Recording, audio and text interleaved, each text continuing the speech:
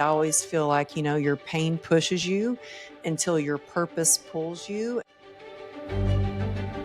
It's time to get inside your own head. Begin with the psychology behind your behaviors. Infuse it with an acute understanding of self-awareness, emotion, storytelling, body language, and more. Then look at it all through the lens of the latest neuroscience research, broken down to its most digestible form. And you've arrived. Enhanced messaging, deeper connection, heightened influence, and a greater impact on the world. Welcome to the Amplify Podcast with Rene Rodriguez. Welcome, everybody, to the Amplify Podcast. And I get to have a returning guest again, because not only was she amazing to talk to, she's become a dear friend and is doing amazing things, but she's got a book coming up. And so really, I wanted to highlight the book and what's happening of the one and only Miss Amberly Lago. Now, before I bring her on, I want to tell you a little bit about Amberly, if you don't remember. So I'm going to read some of this stuff. But Amberly, I'm going to speak from the heart first, because I really want you to understand who she is.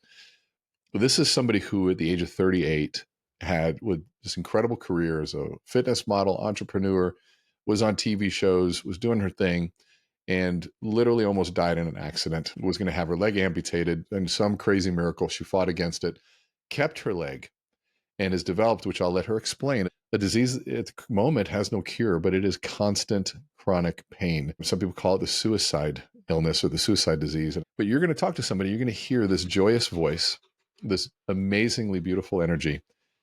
And I want you to remember, as she's doing this right now, she's in massive pain, which to me is, I forget that happens. And when she says it, I'm like, oh God, yeah, I forget that. But that's why she is, I believe, qualified to talk about the book that she wrote, The Joy Through the Journey, which the journey can sometimes be extremely painful. The journey can be tragic, full of horrid things. But how do you find your joy through it? And the reason I love that is because we're only alive on the journey. The destination, I think we know by now, there isn't one. It's only the journey. So all that being said, it is my distinct pleasure to bring back the one and only Amberly Lago. Welcome back. How are you?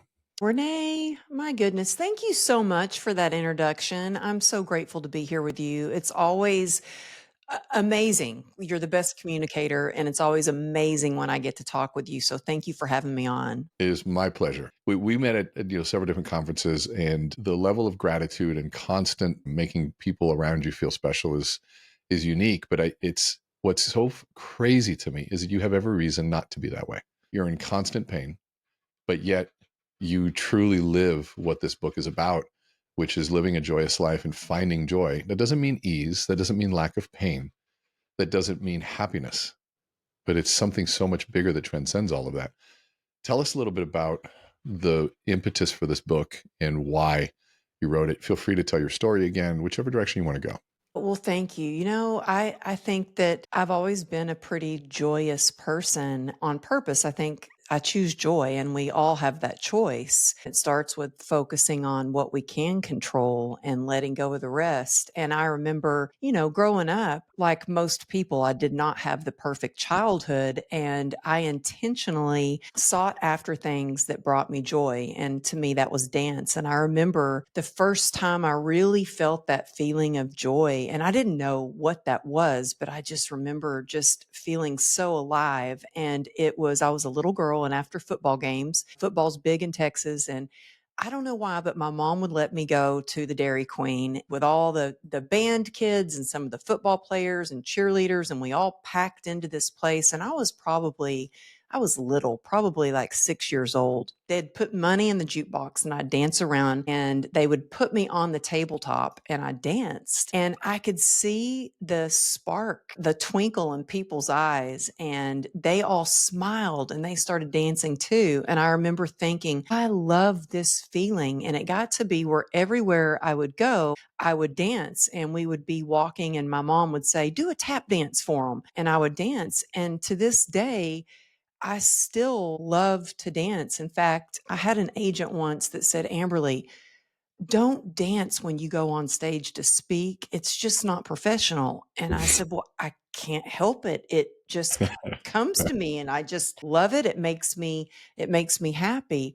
But, despite pain and trauma and sexual abuse as a child, I intentionally sought out things that did bring me joy. And that was dancing, that was running track. And I always feel like, your pain pushes you until your purpose pulls you. And that purpose was dancing. And I moved to California and became a professional dancer before I do what I do now.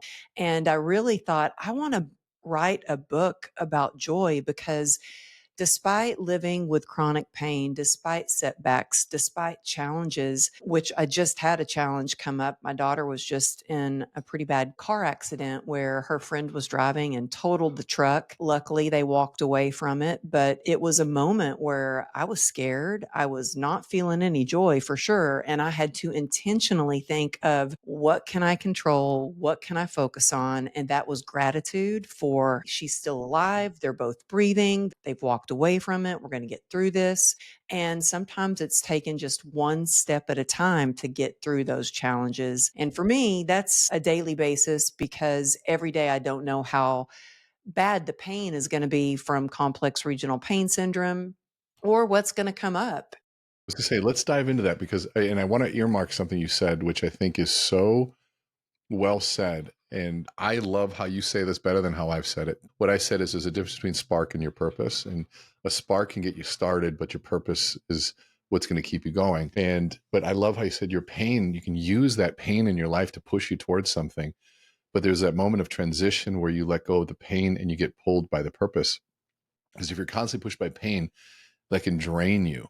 But to use that, even our good friend Ben Newman talks about that burn, that spark, that thing that sort of lights you up, that chip on your shoulder. When somebody tells you you can't do something, you want to shove it up their butt and show them you can. All of that pain can spur you on, but at some point you got to be pulled by some level of bigger purpose. So I do want to come back to that. But let's, for those that are listening, talk to us about that chronic pain syndrome that you have, where it came from, how it's there, because as a listener, you're listening to somebody who embodies these beliefs. And if you're not careful, they can sound cliche Mhm. and they can sound, what's that, Pollyanna and overly, but it's when you're dealing with somebody who is in the amount of pain and who's been through you and you're still that way. And then whenever you're in a difficult position, these are the things that matter. And so you have to remember, like, if you're in a tough place, like she's coming from that place. And that's why I think this philosophy is so powerful. So tell us how you got here, what happened, how'd you get this, the accident, all of those things. Gosh, it's been 14 years ago, I had the life of my dreams and I was in the fitness industry. And when I say fitness industry, I had a huge business. I employed several other trainers. I was sponsored by Nike. I was regularly contributing to magazines like Health and Shape for exercise tips and nutrition. And everything changed when I had a motorcycle accident. I was coming home from work on my motorcycle when I was T-boned by an SUV. It's crazy to think when I was laying in the middle of the street, my leg is completely crushed into pieces, broken into pieces. My foot was hanging on only by the skin. There was blood everywhere. My femoral artery severed. And even in that moment, and maybe entrepreneurs might go, oh, yeah, I'd probably think that. Or maybe you think I'm just crazy for saying this. But in that moment, laying in the street, one of my first thoughts was, oh, this can't be good. I might have to train clients on crutches for a while. Like I Yeah, had that's the first thought. I was like, okay, how am I going to train client? Like I was already thinking about, okay, well, this isn't good, but well, what can I do to keep my business afloat and keep a roof over our head? And I had no idea just how serious it was and how it was just going to change the trajectory of my life. I was rushed to the hospital and they had to put me in induced coma because my injuries were so severe and I'd lost so much blood, they couldn't control the pain. And when I woke up out of a coma, that's when I learned I had a 1% chance of saving my leg. And in that moment, I focused on the 1%, and that was my glimmer of hope. And it got me through surgery after surgery after surgery. And that was 34 surgeries in total. Wow. And I got through that, and I think the athlete in me, that mindset that I had developed, the grit that I had growing up in Texas, and the hard work that I'd done, I thought, okay, well, you work hard, you heal, you get better, and you get back to what you were doing. And I learned that resilience isn't about bouncing back, it's about bouncing forward. I didn't know how hard it was going to be to bounce forward because as a result of this accident, I was diagnosed with this nerve disease called complex regional pain syndrome. And I remember the first doctor when I went in to see him and he diagnosed me with this and he said, you're going to be permanently disabled. You need to get back in your wheelchair. You're never going to walk again. You're never going to work again. I didn't want to believe him. I mean, I was crushed and I remember I cried all the way home, but then I changed my clothes, went straight to physical therapy, and I was like, I just learned something and I'm going to have to work harder than I've ever worked before if I want to have the life that I've always imagined.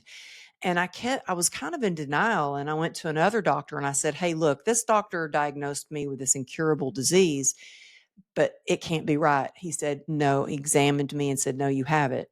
Went to a third doctor and he said, you have it and you need to take radical action. And now what this nerve disease is imagine I have it in my right leg and foot. So imagine if you have like a vice grip on your foot Oof. and at the same time you have your leg in ice cold water or like battery acid going through your veins or fire ants on your foot. And that is what it feels like. In fact, when I fly, I guess because of, a lot of people with complex regional pain syndrome can't fly on a plane because of the pressure. When I fly, I've sometimes had tears rolling down my face because it feels like my leg wants to explode. Oof. I've been told there's no known cure. I've tried every kind of treatment out there. And before we started recording, I just shared, and I haven't even shared this with people yet. My husband, no, my family. I haven't even told my mom, but I have to have yet another surgery. They wanted to do it right away. And I was like, well, I've got a book coming out and I've got an annual event coming up that Rene, you're speaking at. And I'm going to have to do that after. It's at the end of April. And they're like, okay, then we're going to schedule you for May 1st. They implant metal leads into your spine. So imagine like metal leads going into your spine and clamped on to your nerves, and then they implant a box that is like a battery in your butt cheek. And then you have a remote control that it sends signals down your leg to try to stop the pain signal. Now, I've had this before, a trial spinal stimulator, and it went wrong, and I was being electrocuted from the inside out. And so it's taken me this many years to even wrap my mind around the fact of, okay, there is a possibility of feeling like I'm being electrocuted again, Yeah. but it's crazy the lengths you'll go to get out of pain. But I just wanted to give you a little idea of kind of What what you're it's dealing with. like to get through it Well, every day. well, the thought of the vice grip and the acid or the burning, this is why I think this book is also so critical and so important today. Because one, there's have perspective in life, we have our perception in life, and right, there's both of those elements in there. And when we think about the difference between that, and there's Andrew Bustamante, the Everyday Spy, has a great example of this. And I talk a lot about perception equals reality, but that's through narrative, and there are a lot of ways to look at reality. But what he says is we have to look at the difference between perspective and perception. Most people live their life through their perception, and that perception is a very selfish view from me outward. What he says is, as a spy, there is zero tactical advantage in life. If you need a reason to think about this, there's no tactical advantage to only look at life through my own perception and my own perspective. And he goes, but as a spy, my advantage comes in being able to look at through multiple perspectives. And if I can switch to changing my perspective, then I shift the perception of what I'm going on, but I'm also looking at it from a whole picture. So one, there's a tactical advantage to that. But two, when you're looking at what you're going through, any of us, like for myself, when I'm in pain, or I'm going through difficulty or something happened, like something is stupid. We had the coldest night of the year. In Minnesota, they shut things down the next day, which never happens. That's how cold it was. It was negative, Renee, was negative. that was like last week, wasn't it? Yeah. 'Cause I Yeah. flew out the day before that cold front came in. Yeah, it was brutal. It was brutal. It was like razor blades. So it's dangerously cold, almost 30 degrees below zero, but the wind chill brings it to 50, 60 below. It's just Oh my bad. goodness. And so, but I'm in a warm house, right? And so we start noticing it gets a little colder and a little colder. And we're like, why is it so damn cold? So we turn it up higher. We put the fireplace on. And then some rooms are just ice cold. And I'm like, is it our windows? So I go downstairs and our furnace broke. And it's like, of course, this night, right? What was funny is it didn't bother me. It was just like, okay, in my head, I can always go to a hotel. We bring the kids to a hotel, my wife to a hotel, no big deal. We do have a fireplace. I got an oven. Like there's options here. And that's what went through my mind. When the guy comes out to fix it, and he goes, isn't it crazy? It's always on nights like this. And my first response was, I go, it could be a lot worse. I have options. And what's going through my mind is the people that don't have the option tonight. And that is the heart wrenching part. So now my point to all this is this book truly provides the guidance to shifting your perspective through difficulty. Here's the thing I learned. Nobody needs to shift perspective when times are good.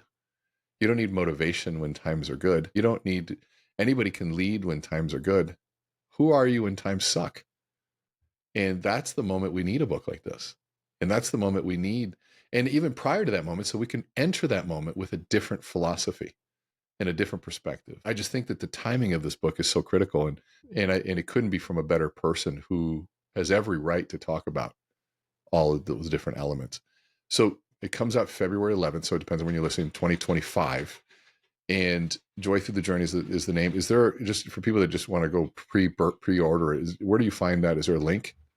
Yeah, well, if you want to pre-order it and get all the bonuses that I've created from my heart to yours, Ooh, we get bonuses. I like yeah, you can go to go.amberlylago.com/joy. If you're just like, you know what, I just want to order it on Amazon, one click, easy, you can do that too. Or you can get it at any of your favorite bookstores, Barnes and Noble. But yeah, I'm it's looking it kind up as we go right now.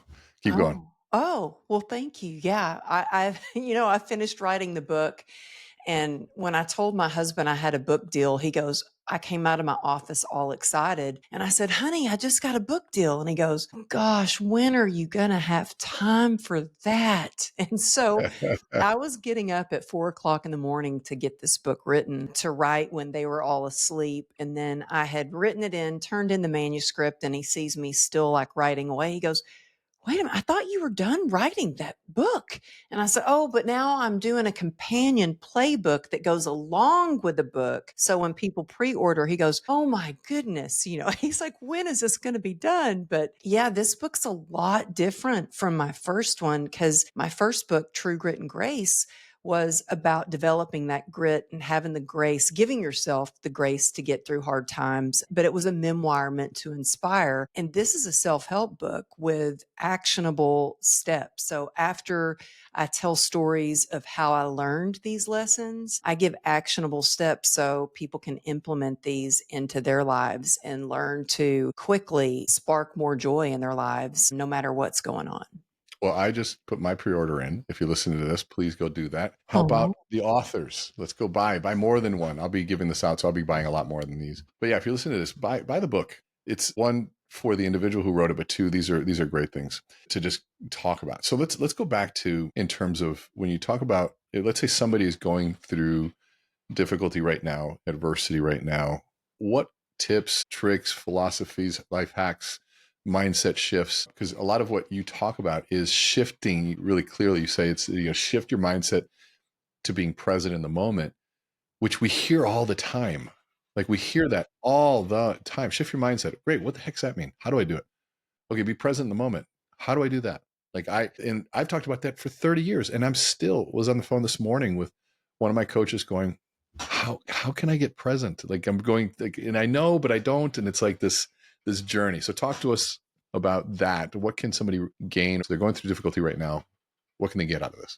yeah, well, What can they do? after really struggling with this nerve disease, I was always, in the fitness industry and an athlete and healthy. And After trying every kind of treatment out there for pain, I was in so much pain. I started drinking and I became a full blown alcoholic. And I got sober by the grace of God in 2016. And we have a saying in recovery that be where your feet are. And Mm, I constantly have to remind myself of that because I think so often, so many of us, or well, I am anyway, like thinking about, worried about something I said, or so super anxious about something that is going to be happening in a week or 2 weeks or a month away. And I've noticed myself, my husband's talking to me and I'm not there, or my daughter's trying to show me something and my mind is elsewhere. And so I really have to create these rituals where it reminds me to be in the present moment. And so to be grounded where I am. And so I'm not racing with my thoughts all over the place. And so no matter what, I start my day, and this is something I had to like I had a wake up call and I was like, what am I doing? I'm feeling anxious. I'm feeling worried.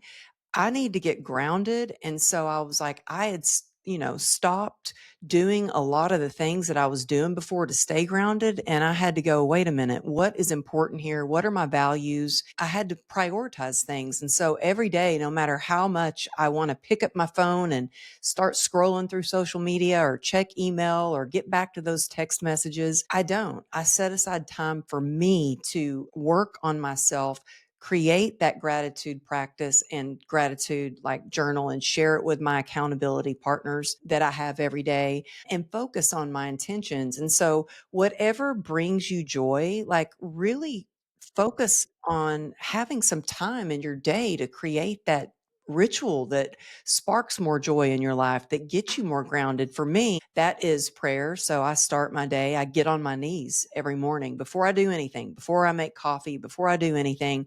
I get on my knees and I pray, and that sets my intention for the day. I have my gratitude practice and I have accountability because I am just better when I know that there are people waiting to see what am I grateful for, but it also allows you to see what they're grateful for. And that also can shift your perspective on things. And then, so like I said, doing these things and focusing on my intentions and creating a life that I don't want to escape from. I found myself on marathon Zooms and saying yes to things that I really didn't want to say yes to. And so I think that prioritizing self care means not just talking about getting a massage or yoga, that's all great, but really doing things that you want to do. For me, that's working out. I think moving your body moves your mood. So, really creating those things and then sticking to it, like making time in your day to start your day that way. love that. We talk about, okay, moving, things like that. What about I don't feel like moving?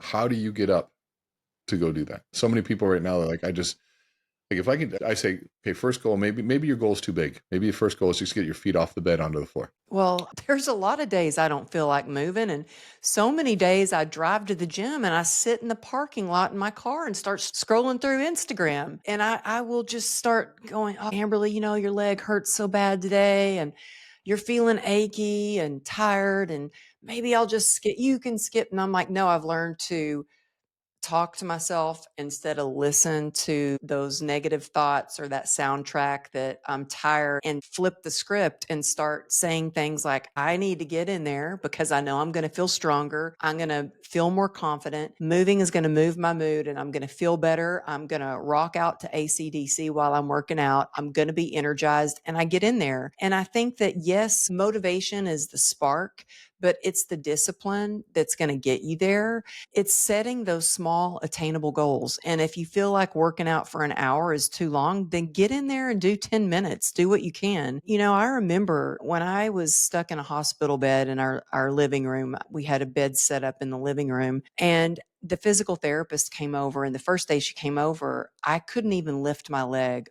off of the bed. And at first I thought, well, am I paralyzed? What's going on? Why won't my leg move? I'm telling my leg, she said, lift your leg up 6 inches off the bed, and I could not do it. And so the next time she came over, I was like, I am going to lift my leg up off the bed. And it didn't work. The next time she came over, I was just so determined to do it. And I was able to move my leg. And so my goal was at first to lift my leg off the bed. And then To be able to stand up on one leg with crutches was the most painful, excruciating thing because all my veins had been compromised. My calf was now flipped into the front of my leg to cover up a hole in my leg. And I had staples going down my leg and skin grafts and compartment syndrome. And the pain was excruciating. And I could literally stand up for 1 second at a time. So if I would have laid in bed and thought, well, my goal is to run a marathon, I'd probably still be in the bed. Instead, I set small, attainable goals, which meant I'm going to stand up for 1 second today. Tomorrow, I'm going to stand up for 10 seconds. And my goal, believe it or not, was to be able to stand up long enough to use crutches to walk around the corner and use the bathroom on my own instead of being so humiliated and having to use that bedpan that was in the middle of the living room. And so setting those goals is what enabled me to eventually walk on crutches, walk again, and now run when I have to. I'm not great at running, but when I have to chase after my daughter, I can run. I love that. And, for me, it's finding those things that, like, Maddie, my wife, always says, I think I said this, I was like 2 years ago, 3 years ago, I said, hey, I'm just looking forward to feeling that motivation again. And she goes, if you're waiting for motivation, you're never going to do it. She's like, it's just, if you decided you're going to do it, you're going to discipline and just get up, whether or not you like it. And so waiting for motivation, it was like the biggest, motivational speakers, motivational this. And what is that thing that supersedes it? Because it sounds so great for us to say your discipline should be number one. That sucks though, because you don't feel like doing it in that moment. And what is it that you do to get up? And for me, I use accountability partners, meaning if someone's going to be there, I'm there. Like, there's no ifs, ands, or buts. And if I don't have an accountability, I pay a trainer. Yeah, it sucks. You got to pay money. But so does being unhealthy. And so there's elements to finding that. Like we just found out yesterday, it was a godsend that Peloton, you can watch they added the Netflix app to Peloton. So you got this big screen and you can just watch a movie. And so last night I'm like, I'm going to walk. I was going to walk 10, 15 minutes after my lift. And 30 minutes later, I'm just like, oh, this is too easy. And it was just like, I need searching for those little things that just keep you going through it. And I think that your book is the answer to life. It really is, because you're only alive in the journey. And if you can find joy in that journey, life is good. Life is really, really good. But if you're waiting for something to stop or somebody to create it for you, you're going to be in a world of hurting for a long time. And it's the breeding grounds for that victim mindset. And so I'm glad you wrote the book, Amberly, because so many people need it. You've got an event coming up. When is the event? April 25th and 26th, and I am so honored to have you there speaking. I'm excited to be there. And it's going to be, tell us where it's at, how do they register, all those things. We'll make sure it's in the show notes as well. Yes, you can go to amberlylago.com to find out about the event, which is going to be in Dallas, Texas. It's called the Unstoppable Success Summit. And I'm so excited to have Rene speaking, Trent Shelton, Brooke Hemingway, and Tamara Andress. We've got a lot of surprises planned, and it's really for entrepreneurs who want to have unstoppable success. Yeah, I'm looking at it right now. So it's going to be fun. And I know what you've put into the planning on this one too. So it's going to be a lot of fun to have it there. And then you've got book coming out February 11th. Please make sure you buy that on Amazon. I just did it there. Go onto her website. It's all there. So I want to go back to this end with this quote that you started with, and just have you riff on that. And then we'll end this. But your pain pushes you, your purpose pulls you. Because I look at things, okay, what would be the opposite of that philosophy? That my pain becomes my story, or my pain becomes my identity. And the pain is the reason why I don't, versus the pain is the reason why I should, which I love that. But then I love this sort of this handoff, the baton passing, pain saying, I got you this far, purpose, take over. And now we're sailing off into the sunset. But you have to push through all that pain. So talk to me about that phrase. Take us home. Give us something on that. Yeah, thanks. Well, I think that I let pain fuel me. And I don't know about you, but I actually do get motivated when somebody tells me I can't do something. Every single time. I mean, my whole life I've been told, oh, you'll never be able to do that. From the time I was little, from the time I decided I wanted to be a professional dancer and moved to Hollywood. Oh, you'll never make it. My first music video was I was dancing with MC Hammer and you can't touch this. You're in You Can't Touch This? Yeah, yeah. What That part? Oh, I used to have brown curly hair before I went gray and started dyeing my hair blonde. You probably wouldn't even be able to recognize me. This is in 1990. Yeah, 1990 is Are when you it one was. of the Are you one of the I'm one of typewriters? the dancers in the baggy pants, and so I thought, "I've made it, and I can't believe they're actually paying me to do what I love." And then, just you wanna write a book, you'll never write a book. Well, I bought a computer, typed it up, got published, and then launched my first book on the Today Show. And so I'm motivated actually when people tell me I can't. I have been motivated by pain when a doctor told me I'd never walk again or work again. But then what really truly brings me joy is getting to be with the people I love, do what I love.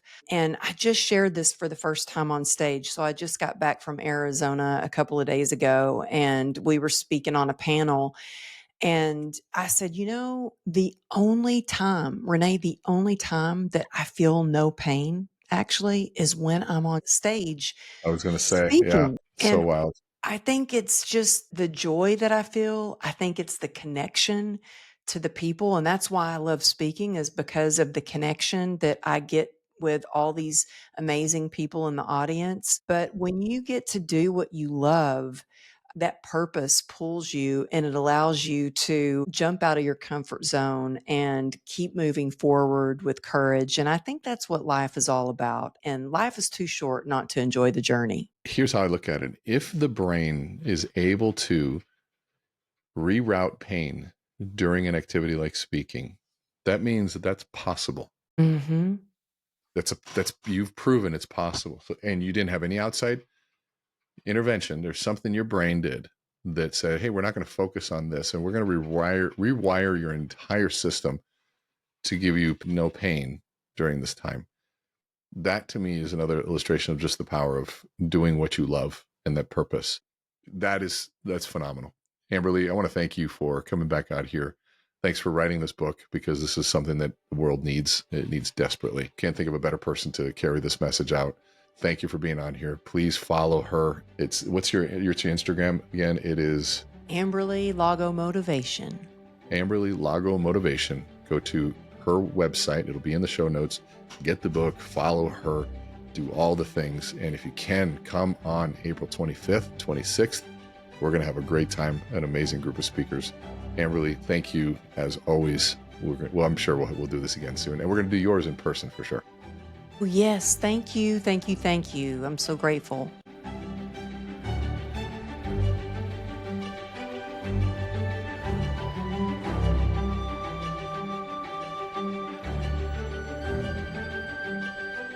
Thank you for sharing this time with us.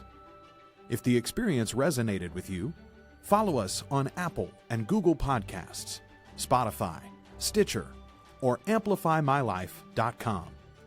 Share it with anyone else who's ready to amplify their lives. And remember to let our hearts speak in sequence. For more from Rene Rodriguez, visit meetrene.com.